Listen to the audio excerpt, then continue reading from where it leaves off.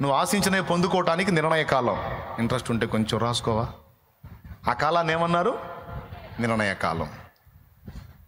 అలాగే నువ్వు అనుభవిస్తున్న శ్రమ నుంచి విడుదల పొందడానికి విడుదల కాలం. మూడవది, నువ్వు ఆశించినటువంటి స్థానాన్ని నువ్వు చేరుకోవటానికి తగిన కాలం. 3 కాలాలు ఉన్నాయి కదా. ఈ 3 కాలాలు ఎవరి చేతిలో పెట్టుకొని ఉన్నాడు? నీ విషయంలో ఈ ఆలోచన దేవునికి ఉందా లేదా? నీకు నమ్మకం ఉందా లేదా? ఎంతమంది ఒప్పుకుంటారు? రైట్, ఉంది కదా. ఇప్పుడు నువ్వే డిసైడ్ చేసుకో. దేవుడు నాకు తోడై ఉన్నాడు, నా జీవితంలోకి దేవుడు ఎంటర్ అయ్యాడు, నేను ఆశించినవి నాకు ఇవ్వడానికి ఒక కాలాన్ని నిర్ణయించాడు, నేను అనుభవిస్తున్న శ్రమల నుంచి నేను విడుదల పొందడానికి విడుదల కాలం కూడా నిర్ణయించాడు, నేను పొందిన అవమానాలకు ప్రతిగా నేను హెచ్చింపబడటానికి తగిన కాలాన్ని కూడా దేవుడు డిసైడ్ చేశాడు. దీన్ని నేను నమ్ముతున్నాను. దీన్ని బట్టి, ఆయనను బట్టి నేను సంతోషంగా ఉండాలా లేకపోతే ఏడుపు కొట్టు బతికే బతకాలా అనేది నువ్వే నిర్ధారణ చేసుకో.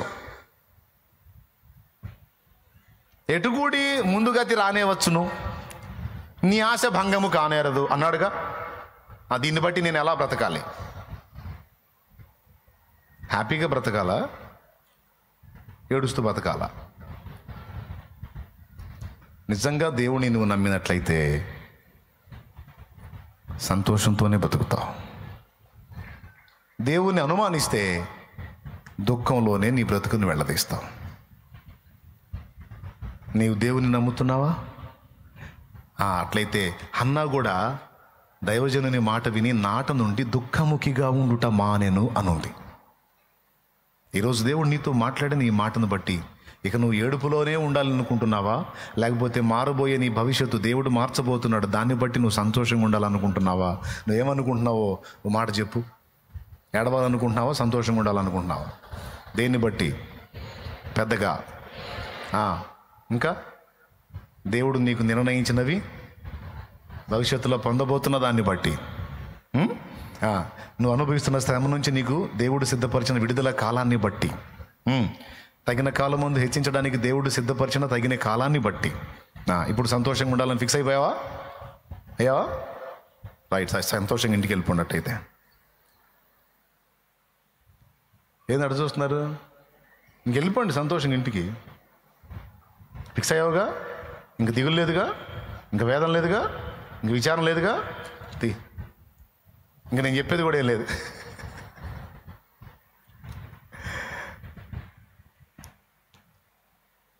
అన్నా నిజమా? ఇది నిజమే. ఇది నిజమైతే నిజంగా మహా సంతోషం.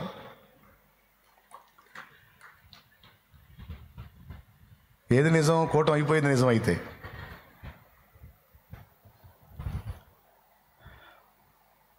నేనంతే ఫిక్స్ అయ్యానండి. నేనంతే ఫిక్స్ అయ్యా. నా దేవుడు ఉన్నది నిజం, ఆయన చేతులు నన్ను నిర్మించింది నిజం, ఆయన నన్ను ప్రేమించి ప్రాణం పెట్టింది నిజం, ఇప్పుడు నా జీవితంలో ఆయన ఎంటర్ అయింది నిజం, నేను ఆయన సొత్తు అయింది నిజం, నా జీవితంలో సన్నివేశాలను ఆయన కలిపి రప్పించేది నిజం, నాకు సిద్ధపరిచినవన్నీ దాచి ఉంచింది నిజం, నిర్ణయ కాలమందు, తగిన కాలమందు, విడుదల కాలమందు అన్నీ నాకు దక్కున్నట్లు చేసేది నిజం. ఇన్ని నిజాలు తెలిసి ఇంకా నేనెట్లా వేదనలో ఉండేది? సంతోషంగా ఉండాలని ఫిక్స్ అయిపోయాను, ఎందుకంటే నమ్ముతున్నా. ఇంకొక మాట కూడా చెప్తా ఈ సందర్భంలో. శ్రమకు నిన్ను అప్పగించాడు, ఒక శ్రమ కాలంలోకి నువ్వు ప్రవేశించావు, అవమానాలు అనుభవిస్తున్న అవమాన కాలంలోకి నువ్వు ప్రవేశించావు అంటే ఆ కాలం అనేది ఒకటి స్టార్ట్ అయిందంటే దానికి ఒక ముగింపు కూడా ఉంటుందని మర్చిపోవద్దు. అర్థమైందా?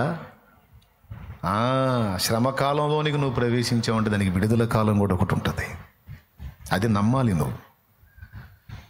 ఈరోజు అవమాన పర్వాలు నడుస్తున్నాయి, పర్వాలేదు,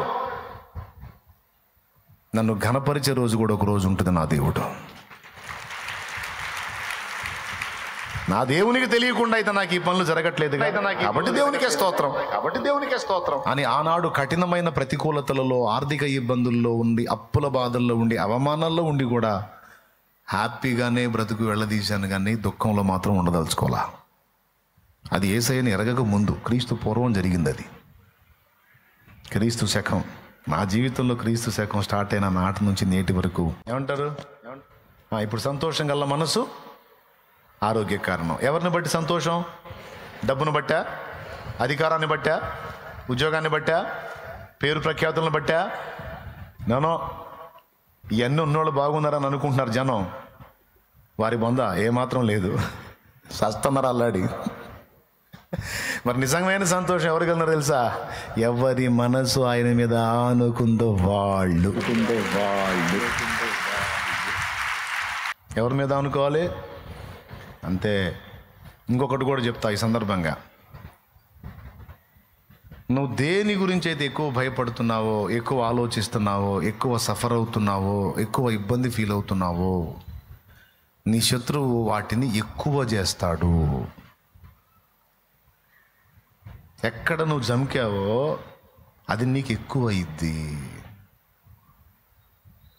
నువ్వు అక్కడ ఓటమి పాలవుతావు. దేని గురించి నువ్వు భయపడడానికి లేదు, బాధపడటానికి లేదు, ఎక్కువగా థింక్ చేయడానికి లేదు, ప్రెజర్ అవ్వటానికి లేదు, ఒత్తిడి అవ్వటానికి లేదు. ఎక్కడన్నా నువ్వు కదిలావా, దేనికాడన్నా జంకావా, భయపడ్డావా, కాస్త ఒత్తిడికి గురయ్యావా, వాడు దాని ఫోర్స్ పెంచుతాడు. నిన్ను చూసినప్పుడు సైతానుగాడికి ఏమనిపించాలంటే నడమంత్ర పోడురా, నేను ఏ తీసుకొచ్చిన లెక్క చేయడు వీడు, మామూలుది కాదయ్యా, కరడుగట్టిన విశ్వాసి. సైతానుగాడు పిశాచి కదా, వాడికి మనం విశ్వాసాన్ని బట్టి మనం పిశాచుల్లో కనపడదు, దయ్యానికి దయ్యాల్లో కనపడతాం మనం. నేను చెప్పేది నిజంరా తల్లి. అవి దయ్యాలు, ఆ దయ్యాలకు మనం దయ్యాల్లో కనపడతాం.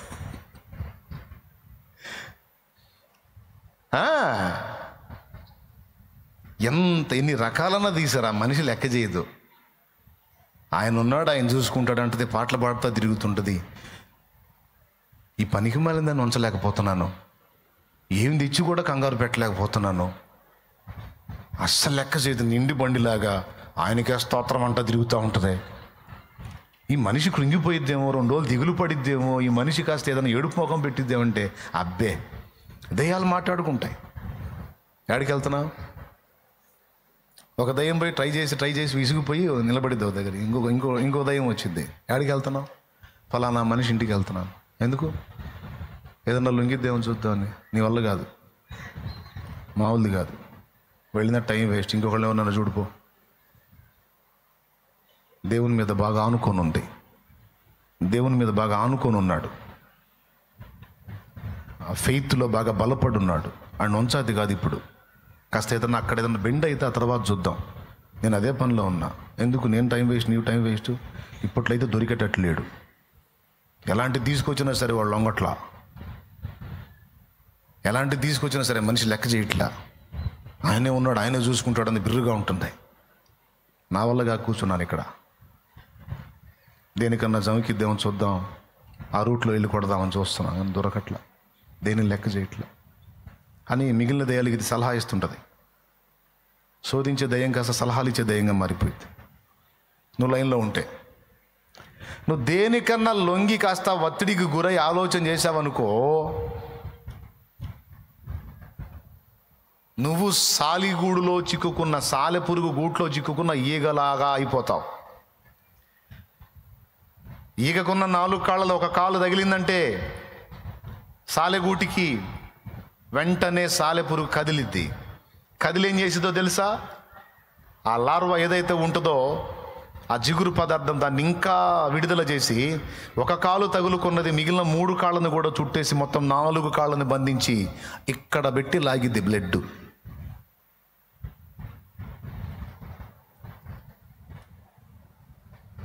తెలుసా మీకు ఆ సంగతి? సైతానుగాడు అలాగా.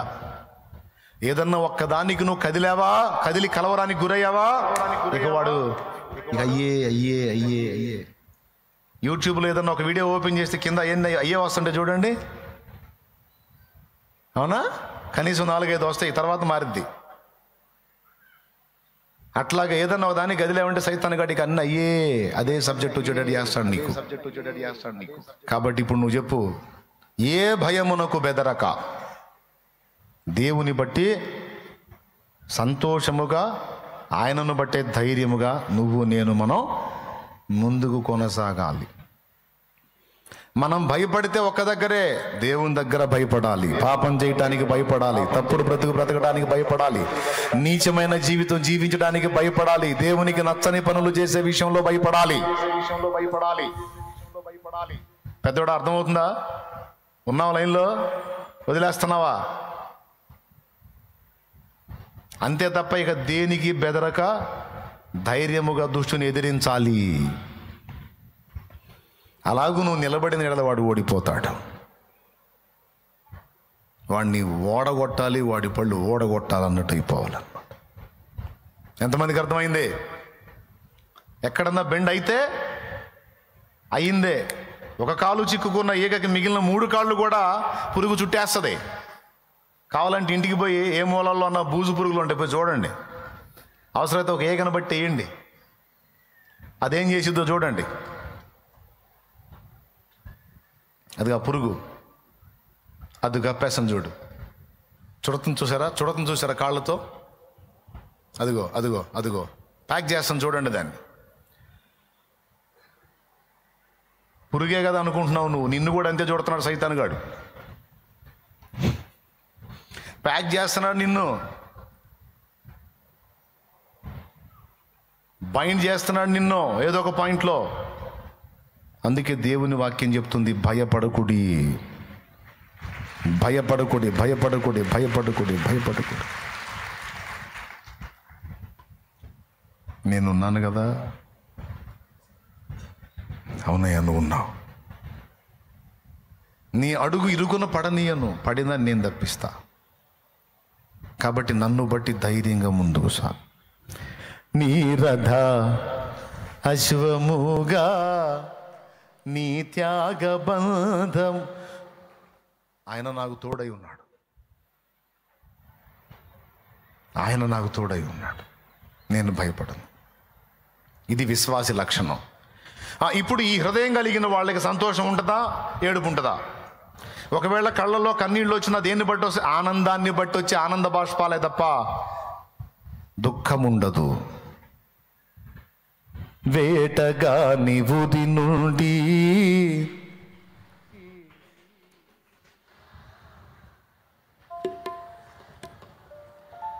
అయిపోయింది. మీకు వచ్చలే ఇక ఎందుకు పద్దాకల పాడి మళ్ళా టైం కానీ నేను ఆపేస్తున్నా. మీకు రాని పాటలే అయింది. కాబట్టి ఏమర్థమైంది? విరిగి నలిగిన మనసు ఎక్కడ ఉండాలి? సైతాన్ గారి దగ్గర తన్నే మనసు ఉండాలి. అర్థమైందా? సమాజంలో కూడా ధైర్యంగా నువ్వు భయపడే కొద్దీ, నువ్వు వణికే కొద్దీ, నువ్వు ఇబ్బంది పడే కొద్దీ మెత్తటోని చూస్తే అన్నట్టు సమాజం అట్ట తయారైంది. సమాజం ఎదుట ధీటుగానే ఉండాలి, సంతోషంగానే ఉండాలి. దేవునికి స్తోత్రం కలుగును గాక.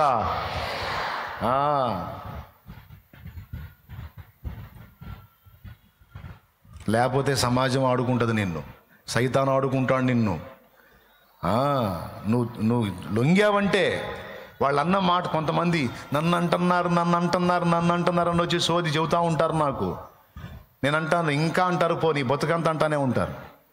అదేందన్నయ్య, మరి ఒకసారి అన్నప్పుడు దొరికావుగా, బెండ్ అయ్యావుగా, దిగులు స్టార్ట్ అయిందిగా, నీ ముఖం మాడిపోయిందిగా, దొరికావు నువ్వు ఆ పాయింట్లో. ఇంకా అంటారు, ఇంకా అంటారు, ఇంకా అంటారు, శోధిస్తారు. నువ్వేం చేయాలన్నప్పుడు?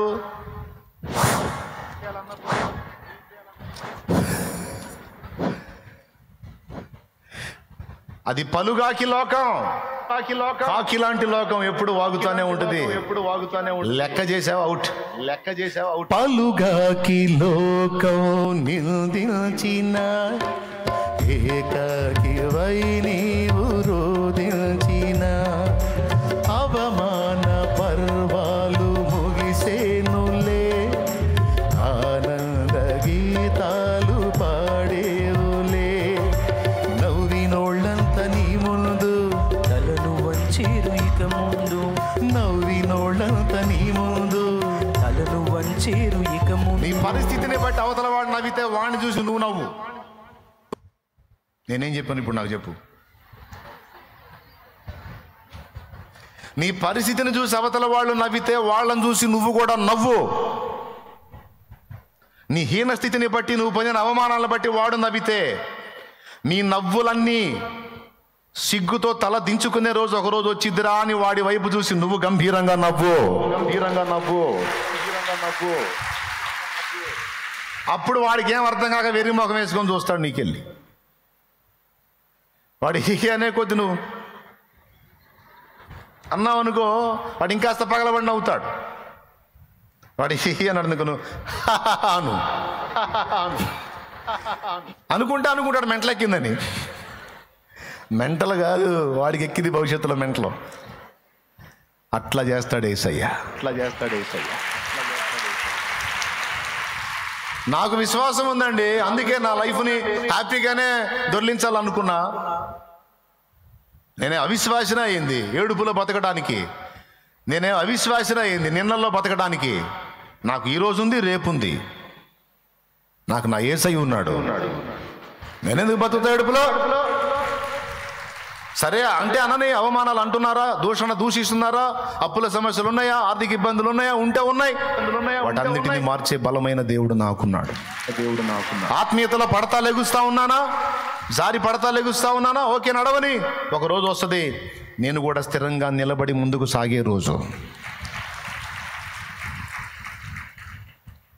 ఈరోజు ఒకళ్ళ చేత కౌన్సిలింగ్ నేను పొందుతున్నాను. భవిష్యత్తులో నేను బలపడి ఇతరులకు కౌన్సిలింగ్ చేసే పొజిషన్ నా దేవుడు నన్ను తెస్తాడు.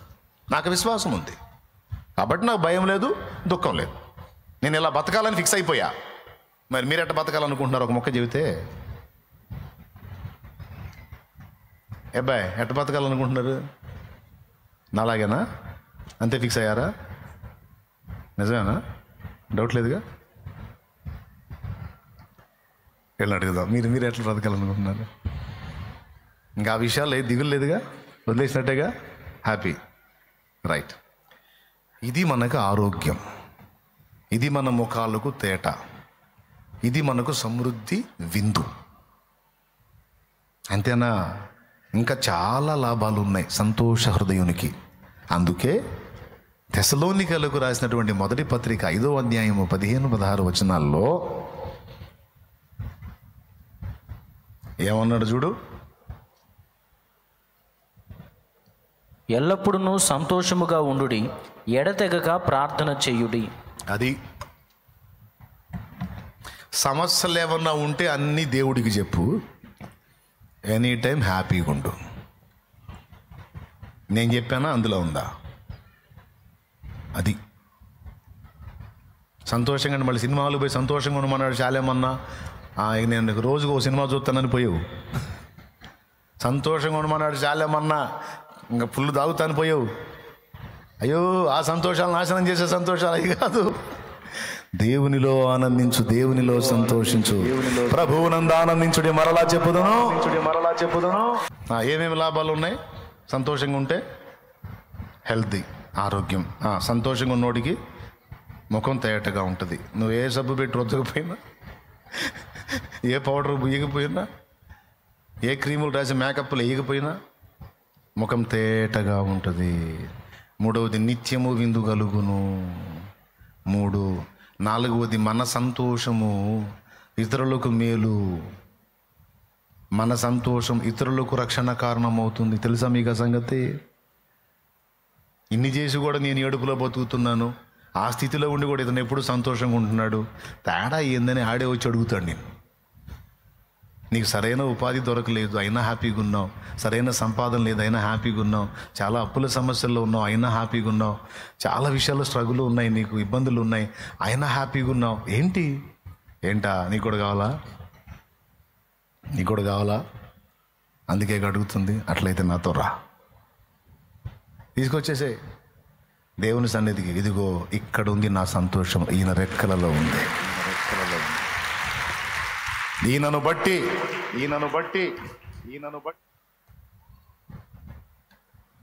అప్పుడు వాళ్ళకు కూడా ఆలోచన కలిగింది.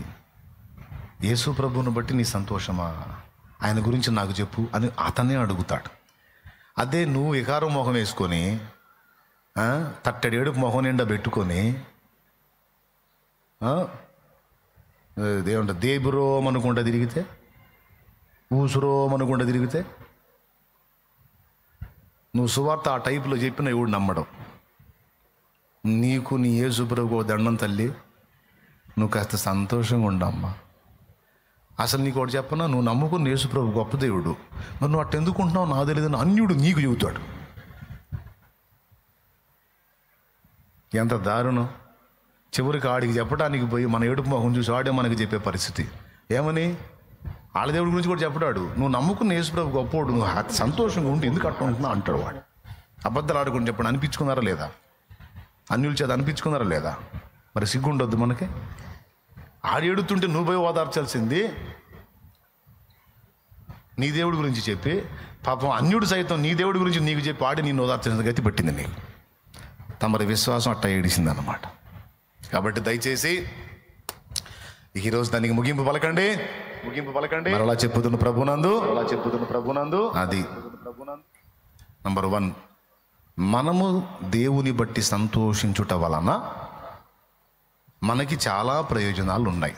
పాయింట్ నెంబర్ 1, మనము దేవుని బట్టి సంతోషపడుట వలన మనకి చాలా ప్రయోజనాలు ఉన్నాయి. మనకి ఆరోగ్యం ఉంది, ముఖమునకు తేట, సమృద్ధి ఉంది, ఇతరులకు రక్షణ ఉంది, దేవునికి మహిమ ఉంది, చాలా ఉన్నాయి.